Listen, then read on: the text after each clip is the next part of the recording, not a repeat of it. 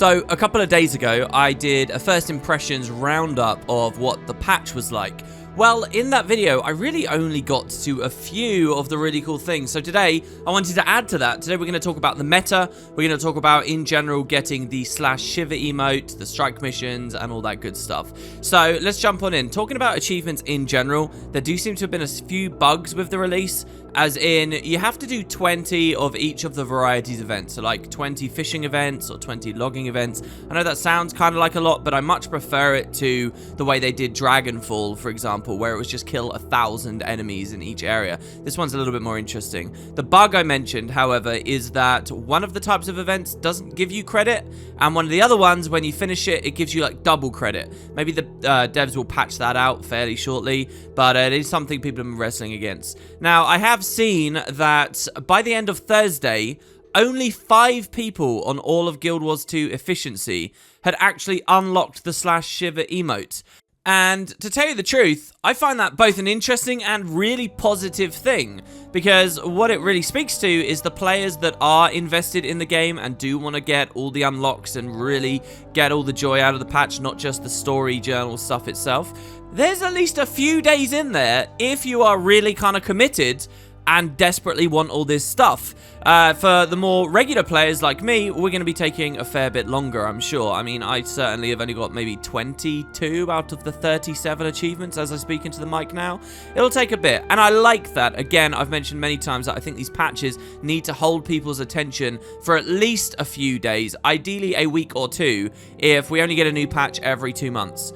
You could also take this stat in a much more cynical and negative way, and I'm very happy to do that. The idea being that this meta event reward, a new emote that the devs are obviously playing with this saga, isn't profound enough for people, and most people aren't doing it in those first few days because they're just not interested. The fact that a lot of people aren't that into AP is a long told story. I'm sure some of you have already paused this video and left comments down below about how AP just isn't interesting to you, and the /Shiver on top might not have just changed that many people's minds. But there it is, and for me, I'm satisfied with the amount of time stuff's taking. I did just mention the idea that the next patch will be in 2 months, but there is a fun thing we can think about going forwards, that the end of the story, and not to really spoil in any major way, I do apologize, really seems to suggest that the Visions of the Past mechanic will probably be exactly as we speculated back in November or December when they did the roadmap. Just to remind you guys, they said that you'd have the main releases,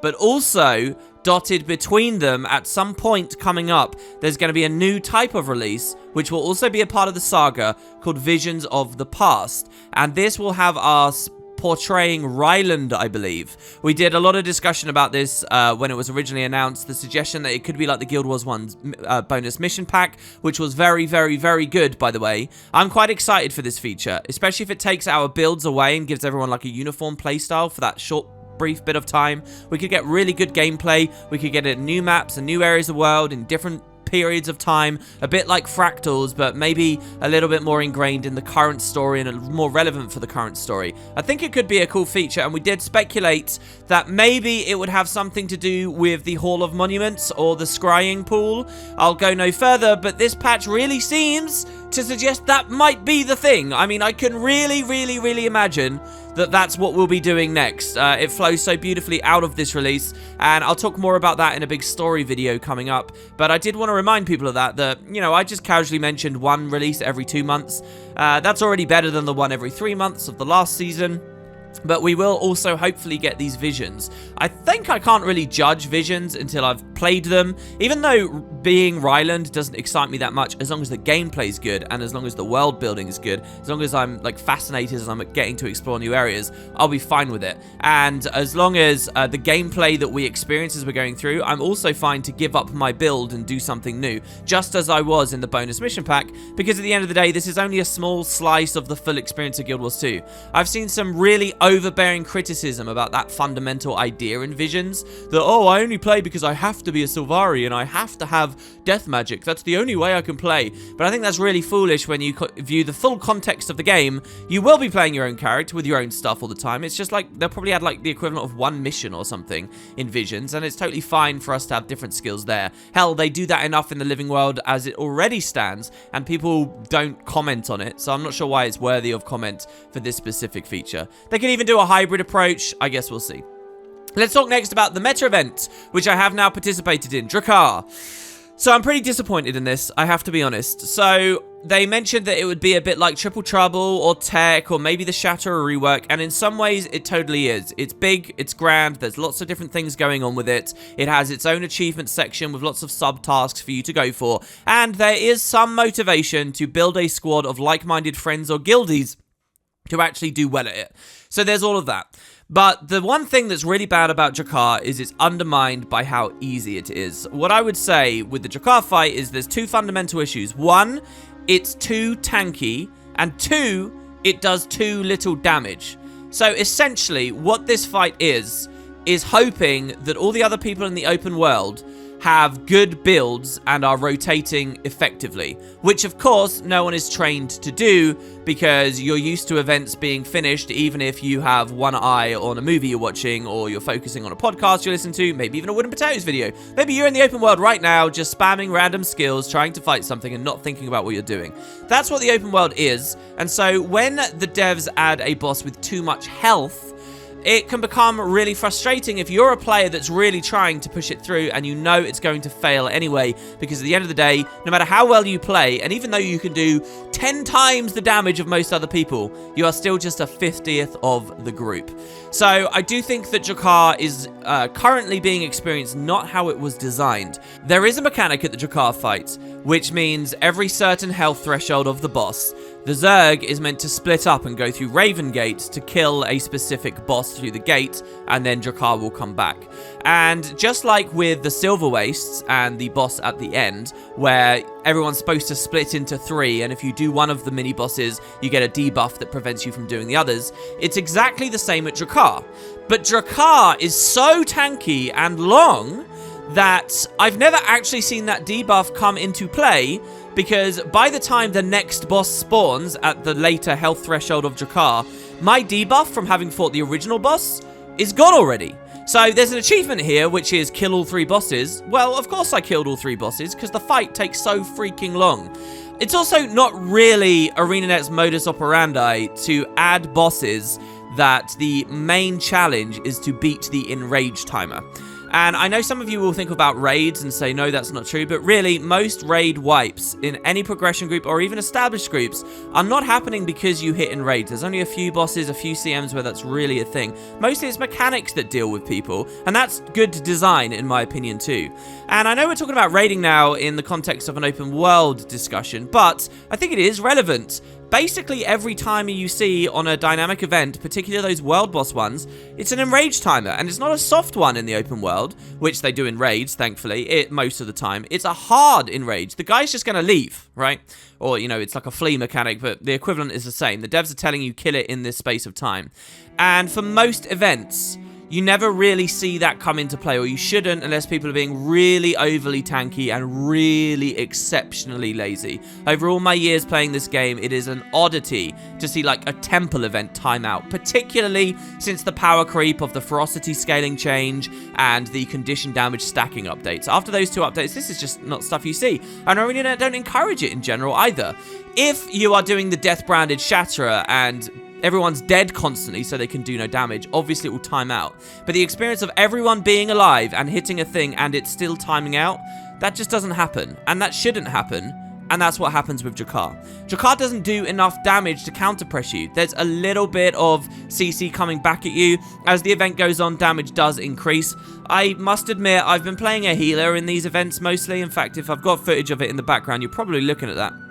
And as a healer, I obviously do round this part of the fight out, but it really just feels like you're mostly full health the whole time, trying your best to rotate, and you might not kill the boss because the time might run out. So that's pretty lame. I think the way this happened is probably ArenaNet expected the average player to do a lot more damage in the open world than they actually do. Guild Wars has always had a problem where at low scales, where you've got just 5 people, but all 5 of them are well geared and are like using their skills in good orders and stuff.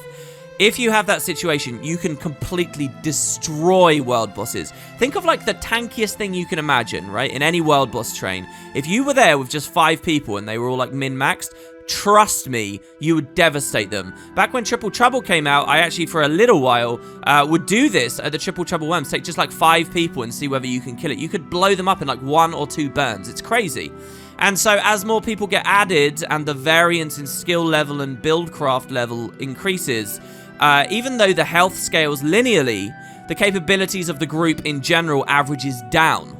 And so I guess what ArenaNet did with Drakkar was they had some sort of smaller number groups testing it, and they felt like they had a good balance, not accounting for how much down it would trend in the real game when there's a big zerg of people there, scaling it to these high levels, but not, frankly, pulling their weight.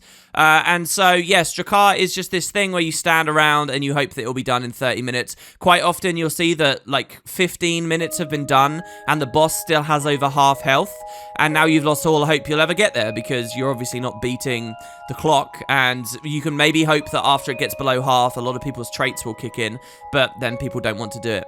This is an issue further compounded by one of the achievements they've added, which is to dodge 8 of Drakkar's abilities. It's kind of like a bullet hell achievement, and the principle behind it I love.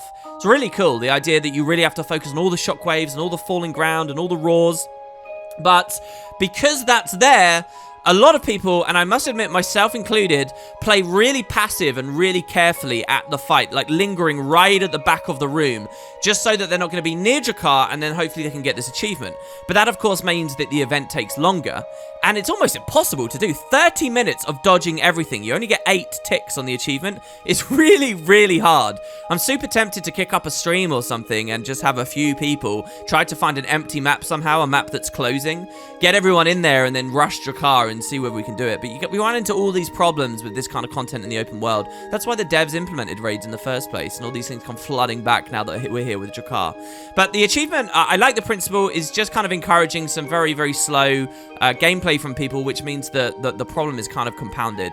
Again, there are some slight other things, like the roar from Drakkar is really hard to see. It doesn't have much of a telegraph, and that's what keeps ruining it for me, and I'm not able to get it. I guess over time I'll see. I'm not the kind of person that get really angry for not having it instantly. I'd like to try for it later, but right now it feels almost impossible.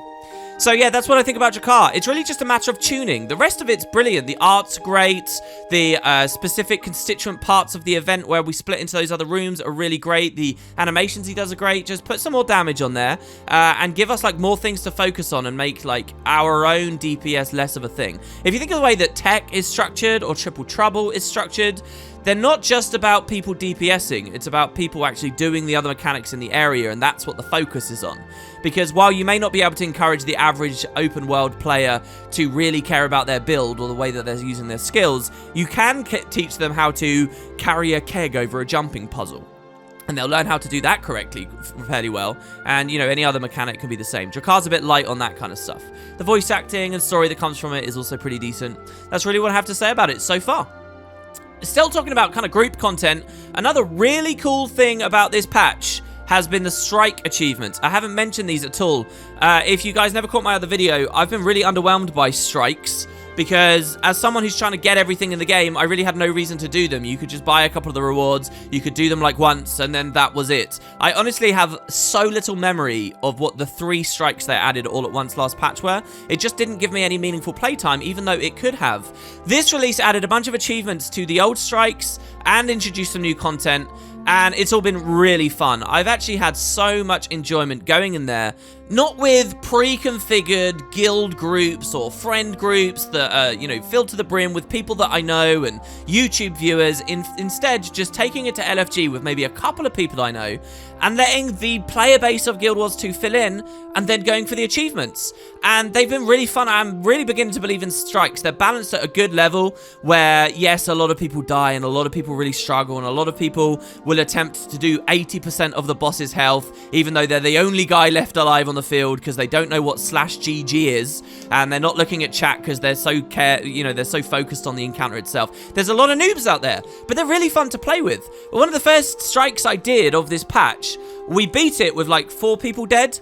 And some of them had been dead most of the fight, but when I looked at chat after it was done, these people who had really not played or done anything, they had all these enthusiastic messages in there like, wow, that was intense, that's so amazing. They were enjoying themselves, and I could see that maybe there was a little flair of something being cultivated in them. Maybe they'd actually try fractals eventually, or eventually try raids, because this stuff to me just feels like fractals. And there's clearly a lot of players that just are in Guild Wars 2 at the moment that just don't do any of those formats, and maybe strikes will encourage them. So I think it's really good. It's really good that the achievements for the strikes are tied to the rest of the release, so people going for /Shiver will also be doing this kind of stuff, and I just feel like they're well balanced at the moment. I'm looking forward to getting in there and getting some gold rewards in there too, and hopefully the devs keep up with them, keep tuning them well, and they could actually genuinely be a meaningful part of Guild Wars 2, which I did not feel initially. The last thing I want to fill you guys in on as well, which never appeared in the previous video, or my patch video, is a whole other new slant of achievements that have been added to Guild Wars without really being mentioned. They're kind of old content, but not really, since most of us missed them. When the Skyscale was added, and remember, the Skyscale is a long, involved process that originally had daily time gates that they eventually removed. When the Skyscale got added, if you got a Skyscale really quick, you could get access to special Skyscale flight paths and special routes where you collect unbound magic in the skies that would give you achievements. And they were all over the world. They were in Ascalon City, they were in Queensdale, they were in Drytop, they were in the Desolation, they were in Sandswept Isles, across POF and across all the core maps, the Season 2 stuff. It was crazy. But I never got to play any of them. I didn't have a Skyscale in time, and apparently they were bugged when they were originally released. They got removed. I think I did a video talking about it a while ago now, obviously. And so then things were just quiet. I believe on some forum thread or post from a dev, they were reminded that they'd removed the achievements, and apparently the studio had just forgotten to re-implement them. A little bit like the Revenant Mistborn weapons from the Heart of Thorns betas that eventually got added several years later. Well, it's not been several years since the Skyscale, a matter of months, and they've re-implemented them. So now all over Tyria, there's all these other things you can do. Some of them are really, really fun. Like, for example, do you remember the giant jumping puzzle in Drytop with the upside-down ship and the massive chasm? Well, there's one of them there. You fly all the way down on your mount, and then you've got a job to fly back out collecting these items as you go. It's been genuinely entertaining to me, and it's more content that I just didn't realize, but the devs had actually added here. So kind of old, but I can almost guarantee most of you listening to my voice won't have actually played them. So there you go. That's my next little roundup for the patch. I'm actually extremely busy this weekend because I already had an idea for lots of videos I wanted to do, and the devs just released 3 posts about balance. Remember that 700 to 800 skill update change? Yeah, they've given the preview on that now, so keep an eye out. I will have videos on that soon. I do apologize for spam, but I do hope you guys are enthusiastic about it. I've already read a good amount of what's coming, and some of it's pretty mind-blowing. It is the biggest balance patch Guild Wars 2 has ever had, and they've suddenly announced it at the start of the weekend here, where I had a bunch of other plans already. Whew, we'll see whether we can get through it. So I'll be back with Boots for that pretty soon. Let me know what you think about the patch and anything I've still missed. What you thought about the Grothmar stuff, which I've honestly soured on a little bit, considering how slow those events trigger. And yeah, I hope you guys have a nice weekend. For the first time in a long time, the sun is out in the UK, which is pretty nice. See you next time.